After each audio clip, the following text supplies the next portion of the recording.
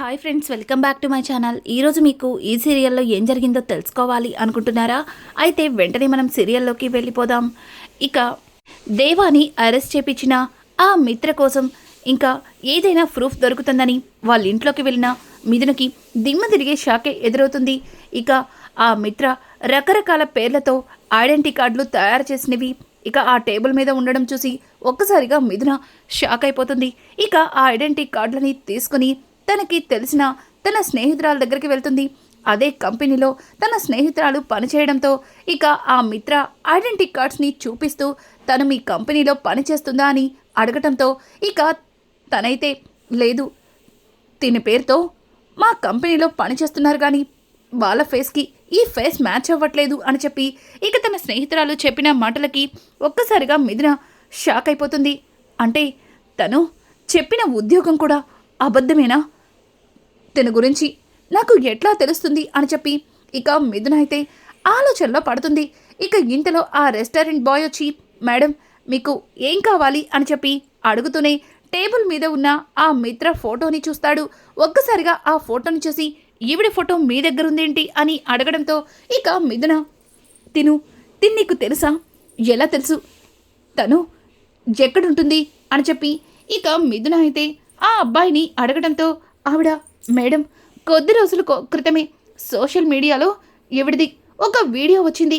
డబ్బు కోసం ఒక కుర్రోడ్ని ట్రాప్ చేసి మోసం చేసింది, తనని పోలీసులు కూడా తీసుకెళ్లారు అని చెప్పడంతో ఒక్కసారిగా మిథున దొరికావు మిత్ర, నువ్వు ఆయన్ని అన్యాయంగా ఇరికించావని చూపించడానికి నాకొక ప్రూఫ్ దొరికింది. పరమేశ్వర నాకొక దారిని చూపించావు అని చెప్పి మిథున అయితే చాలా ఆనందపడుతుంది. ఇక మిథున అతన్ని చూస్తూ చూడండి, దానికి సంబంధించిన వీడియో మీ దగ్గర ఉందా అని అడగడంతో అయ్యో మేడం నా దగ్గర లేదండి, కానీ సోషల్ మీడియాలో వెతికితే ఖచ్చితంగా దొరుకుతుంది అని చెప్పడంతో ఇక మిథున తన మొబైల్ ఇచ్చి ఆ వీడియోని వెతకమని అతనికి రిక్వెస్ట్ చేస్తుంది. అతను ఆ వీడియోని వెతికి ఇక మిథునకి చూపించడంతో మిథున ఒక్కసారిగా ఆ వీడియోలో ఆ అమ్మాయిని పోలీసులు అరెస్ట్ చేస్తున్నట్టుగా కనిపిస్తుంది. అది చూసిన మిథున తెగ సంబరపడిపోతుంది. ఇక మిథున అయితే ఆ వీడియోని తీసుకొని నేరుగా ఇన్స్పెక్టర్ దగ్గరికి వెళ్తుంది. అక్కడ దేవ దగ్గరకు వచ్చి దేవా నేను చెప్పాను కదా, నిన్ను నా ప్రాణాలు పలంగా పెట్టైనా సరే బయటికి తీసుకొస్తానని. నిన్ను తీసుకురావడానికి నాకు ఒక సాక్ష్యం దొరికింది అని అంటుండగానే ఇక ఆ ఇన్స్పెక్టర్ లోపలికి వస్తూ ఏంటి మిథున మేడం మళ్ళీ వచ్చారు? ఏంటి మేడం మీకొక్కసారి చెప్తుంటే అర్థం కావట్లేదా? పదే పదే స్టేషన్కి వచ్చి మమ్మల్ని ఎందుకు ఇబ్బంది పెడుతున్నారు అని చెప్పి ఇక ఆ ఇన్స్పెక్టర్ అయితే మిథునతో మాట్లాడుతూ ఉంటే మిథున చూడండి సార్, మీతో ఒక ఇంపార్టెంట్ విషయం చెప్పడానికి వచ్చాను. మేడం సార్, ఆ మిత్ర మా ఆయన మీద అనవసరంగా కేసు పెట్టింది. తను చెప్పిందంతా అబద్ధం. తను మోసం చేస్తూ ఎదుటి వాళ్ళ దగ్గర డబ్బును తీసుకునే రకం అని చెప్పడంతో ఒక్కసారిగా ఇన్స్పెక్టర్ క్లాప్స్ కొడుతూ ఇప్పటి వరకు తను అబద్ధం చెప్పిందని, తను కేసు వాపస్ తీసుకుంటుందని తననే బెదిరించి తీసుకొచ్చావు. ఇప్పుడేమో తనే ఫేక్ అని చెప్తున్నావు. అసలు నీ కంటికి నేను ఎట్లా కనిపిస్తున్నాను? సరే నువ్వు చెప్పిందే నిజమనుకో, మరి దానికి ఏదైనా సాక్ష్యం ఉందా అని అడగడంతో ఉంది సార్, ఉంది. మీరు సాక్ష్యం అడుగుతారని తెలిసే ఇదిగోండి సాక్ష్యాన్ని తీసుకొచ్చాను అని చెప్పి ఇక మిథున తన చేతిలో ఉన్న ఐడెంటిటీ కార్డులని చూపిస్తుంది.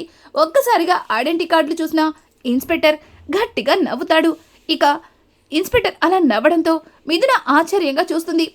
ఏంటి సార్, ఇంతకంటే ప్రూఫ్ ఇంకేముంటుంది?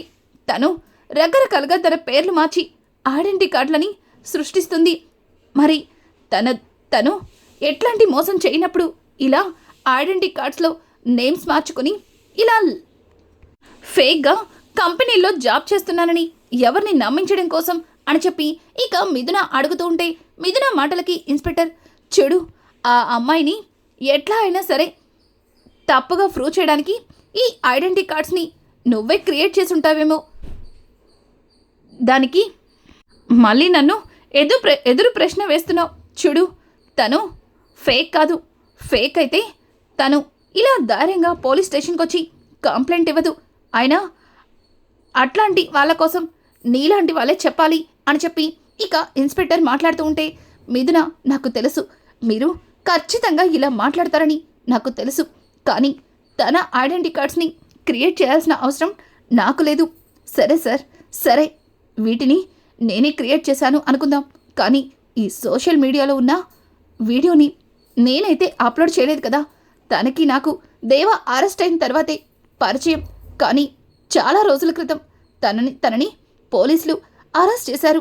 కావాలంటే చూడండి, తను డబ్బున్న అబ్బాయిని ట్రాప్ చేసి తనని ఇబ్బంది పెట్టుతుంది. అది తెలుసుకున్న పోలీసులు తనని సాక్ష్యాలతో సహా పట్టుకున్నారు. కావాలంటే ఈ వీడియో చూడండి, ఇందులో తనని పోలీసులు అరెస్ట్ చేశారు అని చెప్పి ఇక ఇన్స్పెక్టర్కి వీడియో చూపించడంతో ఒక్కసారిగా ఇన్స్పెక్టర్ ఆ వీడియో చూసి షాక్ అయిపోతాడు. అవును, ఇందులో తనని పోలీసులు అరెస్ట్ చేసినట్టుగా ఉంది, కానీ తను నిజంగానే తప్పు చేసిందని ఎక్కడా ప్రూఫ్స్ లేవు కదా అని చెప్పి ఇన్స్పెక్టర్ చెప్పడంతో ఒక్కసారిగా మిథున, చూడండి సార్, మీరు దేవాని బయటికి పంపించడం ఇష్టం లేక కావాలనే తనని ఇరికించినట్టుగా ఉంది. మీరు మీరు దేవ విషయంలో తప్పు చేస్తున్నారు, చాలా పెద్ద తప్పు చేస్తున్నారు. మీకు సాక్ష్యం చూపించినా సరే ఇంకా ఆయన తప్పు చేశాడనే మాట్లాడుతున్నారు అని అంటుంటే, ఏంటమ్మా నువ్వు, నీకొక్కసారి చెప్తే అర్థం కదా. చూడు, ఒకప్పుడు ఆ అమ్మాయి ట్రాప్ చేసిందేమో, కానీ ఇప్పుడు ఆ అమ్మాయి మీ ఆయన ట్రాప్లో పడిపోయిందేమో, అందుకే చివరికి తన జీవితాన్ని కూడా కోల్పోయే పరిస్థితికి వచ్చిందేమో. అనవసరంగా ఆ అమ్మాయి మీద లేనిపోని నిందలు వేస్తున్నావు, వెళ్ళిక్కడి నుంచి అని చెప్పి ఇక ఇన్స్పెక్టర్ అయితే మిథునని ఘోరంగా అవమానించి అక్కడి నుంచి వెళ్ళిపోమంటాడు. ఇక మిథున అయితే, చూడండి, సాక్ష్యాన్ని తీసుకొచ్చినా సరే మీరు ఇట్లా మాట్లాడుతున్నారు. అసలు ఇదంతా తను డబ్బు కోసమే చేసిందని అర్థమవుతుంది, కానీ ఆయన్ని కావాలని ఇరికిచ్చారు ఎవరో. ఆయన మీద ఇట్లాంటి కేసు పెట్టమని డబ్బిచ్చారు, అది ఎవరో సాక్ష్యాలతో తెలుసుకుంటాను, ఆయన్ని నేనే దగ్గరుండి తీసుకెళ్తాను అని చెప్పి ఇక మిథున అయితే దేవ దగ్గరకు వస్తుంది. దేవా, నేనున్నాను, నీకేం భయం లేదు, ఎలా అయినా సరే నిన్ను బయటకు తీసుకొస్తాను అని చెప్పి ఇక మిథున అయితే అక్కడి నుంచి వెళ్ళిపోతుంది. ఇంకా ఇన్స్పెక్టర్ అయితే, ఏంటి ఈ మిథున ఇట్లా చేస్తుంది, తను తీసుకొచ్చింది చాలా పెద్ద సాక్ష్యం, ఆ సాక్ష్యంతోనే వీడిని నేను బయటికి వదిలేయాలి, కానీ వాడి మీద ఉన్న కోపంతో ఆ సాక్ష్యం చెల్లదు అని చెప్పాను. ఒకవేళ నిజంగానే ఆ అమ్మాయి విషయంలో నేను ఈ దేవగాడిని తప్పుగా అరెస్ట్ చేశానా, దీనివల్ల నా జాబ్ పోతుందా అని చెప్పి ఇక ఆ ఇన్స్పెక్టర్ అయితే ఆలోచిస్తూ ఉంటాడు. ఇక మిథున అయితే దేవాకి ధైర్యం చెప్పి అక్కడి నుంచి వెళ్ళిపోతుంది. ఇంకా దేవ అయితే మిథున తన మీద చూపిస్తున్న ప్రేమ, శ్రద్ధ అదంతా చూసి షాక్ అయిపోతాడు. నిజంగానే నా మీద మిథునకి ఎంత నమ్మకం, ఎంత ప్రేమ. నేను మిథునని దూరం చేసుకొని తప్పు చేస్తున్నానా? హరివర్ధన్ గారికిచ్చిన మాట కోసం మిథున మనసుని బాధ పెడుతున్నానా?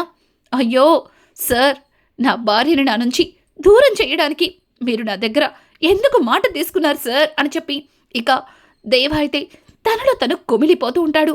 ఇంకా ఇది ఇలా ఉండగా హరివర్ధన్ అయితే లలిత దగ్గరికెళ్ళి, లలిత, అసలు నువ్వొక తల్లివయ్యుండి కూతురికి సర్ది చెప్పి తీసుకురాకుండా ఇంకా తనని సపోర్ట్ చేస్తున్నా చూడు, నాకు నీ పద్ధతి ఏమాత్రం కూడా నచ్చలేదు అని అంటూ ఉంటే ఇక లలిత, చూడండి, నా కూతురే కాదు, నా కూతురుతో పాటు నేను కూడా నమ్ముతున్నాను నా అల్లుడు ఎట్లాంటి తప్పు చేయడని. అయినా మీరు దేవ విషయంలో తప్పు చేస్తున్నారండి, చాలా పెద్ద తప్పు చేస్తున్నారు. దేవ మన ఇంట్లో వారం రోజులున్నాడు, తను ఏ రోజు కూడా ఎవరిని చెడు దృష్టితో చూడలేదు. మన ఇంట్లో అలంకృతి వయసులో ఉంది, ఒకవేళ దేవకి అట్లాంటి చెడు బుద్ధే ఉంటే అలంకృతి వైపు ఒక్కసారైనా కన్నెత్తి చూసుండేవాడు. చిచ్చి, నా నోటితో ఇవన్నీ చెప్పడానికి కూడా నాకు సిగ్గనిపిస్తుంది.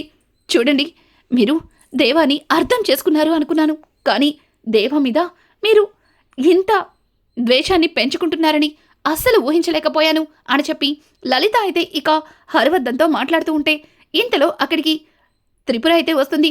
త్రిపుర, అత్తయ్య, మావయ్య గారు అన్నదానిలో తప్పేముంది, ఒక ఆడపిల్ల జీవితంతో ఆడుకొని స్టేషన్లో ఊచలు లెక్కెడుతున్నాడు. ఇది ఒక పెద్ద రేప్ కేసులో ఇరుక్కున్న వాళ్ళు అంత ఈజీగా బయటికి రారు. దానికి బలమైన సాక్ష్యాలు ఉండాలి.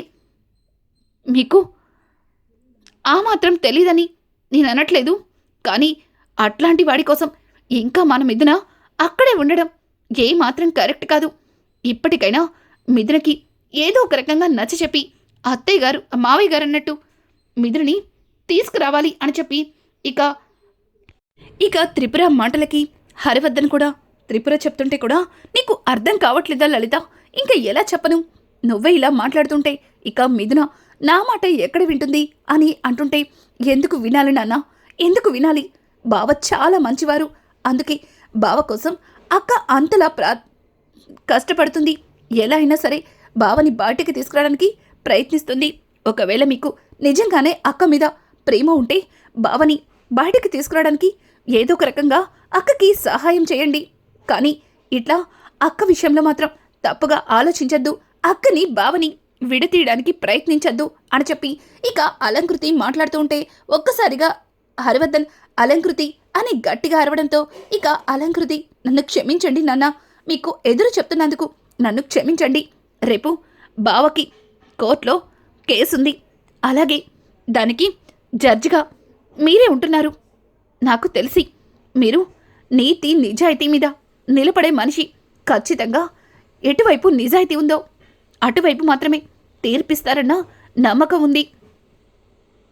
అక్క మీ కన్న కూతురన్న విషయాన్ని మర్చిపోయి కాస్త ఎటువైపు నిజాయితీ ఉందో దానికి మాత్రమే తీర్పునివ్వండి నాన్న అని చెప్పి ఇక అలంకృతి చెప్తూ అక్కడి నుంచి వెళ్ళిపోతుంది. ఇక హరివర్ధన్ చూసావా లలిత, చివరికి అలంకృతి కూడా నాకు ఎదురు చెప్తుంది. చివరికి అలంకృతి చెత్త కూడా చెప్పించుకోవాల్సి వస్తుంది అని అంటుంటే ఇక లలిత, ఏవండి మీరు మిథునని మన ఇంటికి తీసుకురావడం కోసం ఎక్కడ దేవ విషయంలో తప్పుడు జడ్జిమెంట్ ఇస్తారేమోనని అలంకృతి భయపడుతుంది. అలంకృతినే కాదు నేను కూడా భయపడుతున్నాను అని అనుకుంటూ లలిత అక్కడి నుంచి వెళ్ళిపోతుంది. ఇక త్రిపుర అయితే, మావయ్య గారు మీరు వాళ్ళ మాటలేమీ పట్టించుకోకండి. మీరు ఏదైతే ఆలోచిస్తున్నారో అదే కరెక్ట్. మీరు ఈ విషయంలో ఖచ్చితంగా ఒక నిర్ణయం తీసుకున్నారన్న నమ్మకం నాకుంది అని చెప్పి ఇక త్రిపుర కూడా అక్కడి నుంచి వెళ్ళిపోతుంది. ఇక హరివర్ధన్ వీళ్ళందరూ అంటున్నారని కాదు, నిజంగానే దేవ చాలా మంచివాడు. దేవ ఎట్లాంటి పొరపాటు చేయడు. కానీ దేవ మీద ఇట్లాంటి తప్పుడు కేసు ఎందుకు వచ్చిందో నాకు కూడా అర్థం కావట్లేదు.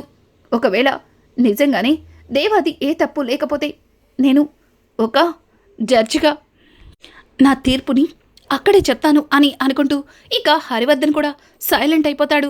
ఇక ఉదయాన్నే దేవాని తీసుకుని కోర్టుకైతే బయలుదేరుతుంటారు. ఇక ఇక్కడ చూస్తే సత్యమూర్తి శారద చాలా బాధపడుతూ ఇక శారద అయితే దేవుడి దగ్గర, స్వామి నా కొడుకు ఒక రౌడీ అయ్యుండొచ్చు, కానీ వాడు ఒక ఆడపిల్ల జీవితంతో ఆడుకునే వ్యక్తి మాత్రం కానే కాదు. నా కొడుకుకి ఎట్లాంటి శిక్ష పడకూడదు. ఎలా అయినా సరే నా కొడుకు బయటికి రావాలి, వాడికి ఏ శిక్ష పడకూడదు అని చెప్పి శారద అయితే ఇక దేవుడి దగ్గర మొరపెట్టుకుంటూ ఉండగా ఇంతలో మిథున అక్కడికి వచ్చి, అత్తయ్య గారు ఆయనకి ఎట్లాంటి శిక్ష పడదు, ఆయన నిర్దోషిగా బయటకొస్తారు, నాకు ఆ నమ్మకం ఉంది, మీరేం భయపడకండి అని చెప్పి ఇక మిథున అయితే శారదకి ధైర్యం చెప్తే ఇక ఇంతలో సూర్యకాంతం తిప్పుకుంటూ వచ్చి, అబ్బో దేవా ఏ తప్పు చెయ్యలేదని నువ్వు చెప్తే సరిపోతుందా? అక్కడ చాలా బలంగా సాక్ష్యం ఉంది. పైగా ఇది ఒక రేప్ కేస్. ఒక అమ్మాయి విషయంలో తప్పు చేసిన వాళ్ళకి అంత ఈజీగా వదిలేస్తారని ఎట్లా అనుకుంటున్నావు? నీ దగ్గర ఏ సాక్ష్యం లేనప్పుడు దేవాని బయటికి తీసుకొస్తానని ఎందుకు అనవసరంగా అత్తయ్య గారిలో లేనిపోని ఆశలు రేపుతావు అని చెప్పి ఇక సూర్యకాంతమైతే మూతి విరుచుకుంటూ మిథునతో చెప్తుంటే, మిథున అక్క నా భర్త ఏ తప్పు చేయలేదన్న నమ్మకం నాకుంది. ఆ నమ్మకమే ఆ పార్వతీ పరమేశ్వరులు ఆయన్ని బయటకొచ్చేలా చేస్తారు అని చెప్పి ఇక మిథున అయితే, మావయ్య గారండి బయలుదేరదామా అని చెప్పి ఇక మిథున సత్యమూర్తిని అలాగే ఇక శారదని తీసుకుని అక్కడి నుంచి బయలుదేరతారు. అలాగే అందరూ కూడా కోర్టుకైతే సిద్ధమవుతారు. ఇంకా ఇక్కడ చూస్తే హరివర్ధన్ కూడా కోర్టుకి రెడీ అవుతాడు.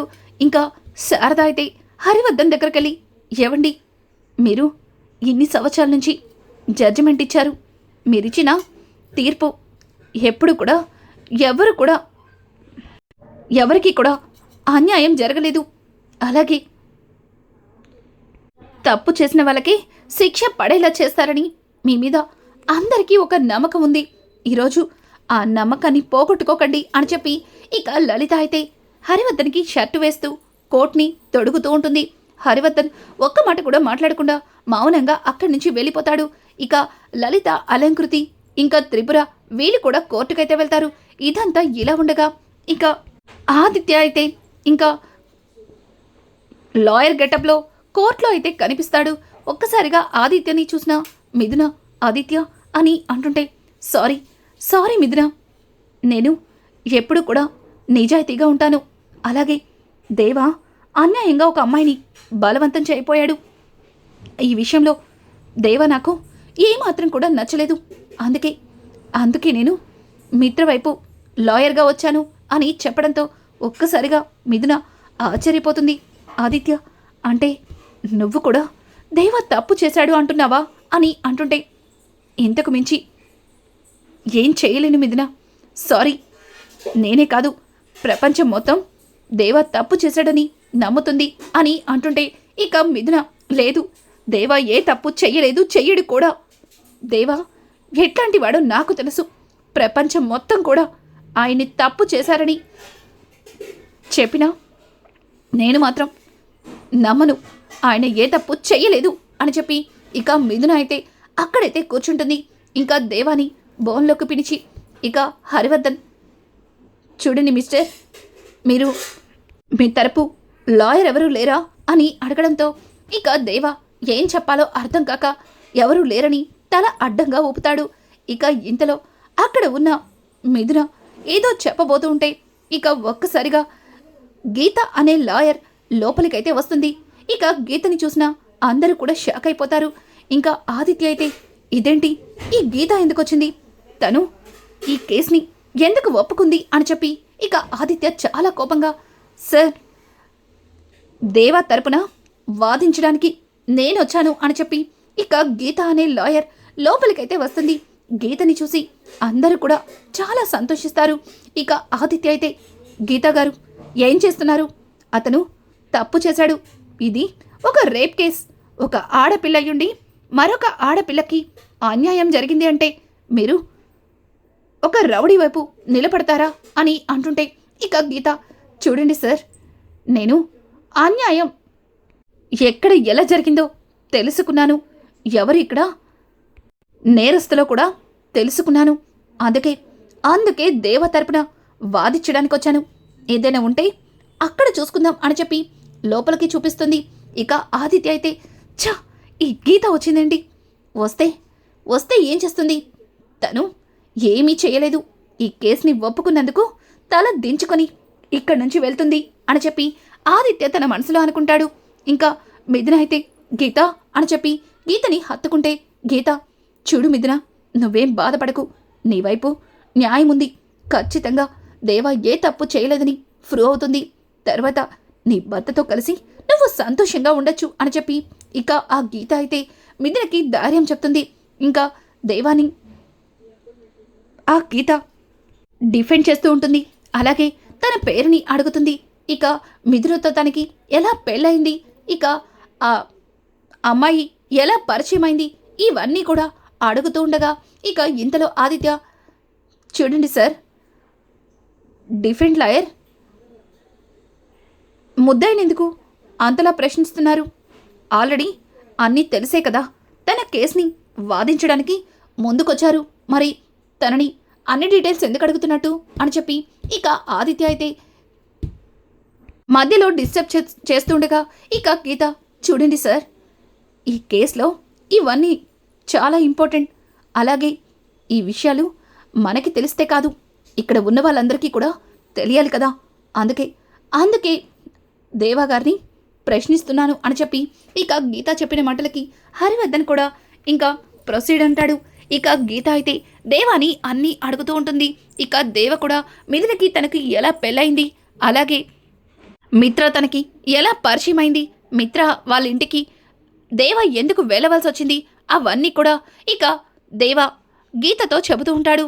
ఒక్కసారిగా గీత అవన్నీ విన్న తర్వాత, చూడండి సార్, మిత్రని కూడా ఒక్కసారి మాట్లాడాలి అని చెప్పడంతో ఇక ఆదిత్య, చూడండి, ముద్దాయి మాటలు విని ఏం తెలియని నా క్లయింట్ని భయపెట్టాలని చూస్తున్నారు గీతా గారు అని చెప్పి ఇక ఆదిత్య మాట్లాడుతుంటే, ఆదిత్య మాటలకి గీత, అదేంటి సార్, ఇంతవరకు మీ క్లయింట్తో నేను మాట్లాడిందే లేదు, కనీసం తన పేరునైనా తెలుసుకోవాలి కదా, తన ఫేస్ అయినా చూడాలి కదా, అసలు ఆ మిత్ర ఎలా ఉంటుందో ఇక్కడ ఉన్న వాళ్ళకు కూడా తెలియాలి కదా, కనీసం అదన్నా నన్ను చైనిస్తారా అని చెప్పి ఇంకా గీత మాట్లాడుతూ ఉంటే హరివర్ధన్ ఆదిత్యని కూర్చోమని చెప్తాడు.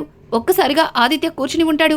ఇక రానున్న ఎపిసోడ్స్లో గీత దేవ ఏ తప్పు చేయలేదని ప్రూవ్ చేయబోతుందా, అలాగే గీత హరివర్ధన్కి ఎట్లాంటి సాక్ష్యాన్ని చూపించబోతుంది, ఇట్లాంటి లేటెస్ట్ ఎపిసోడ్స్ మీకు మరిన్ని కావాలి అనుకుంటే మా ఛానల్ని సబ్స్క్రైబ్ చేసుకోవడం మాత్రం మర్చిపోకండి. Thanks for watching. Hi friends, welcome back to my channel. ఈరోజు మీకు ఈ సీరియల్లో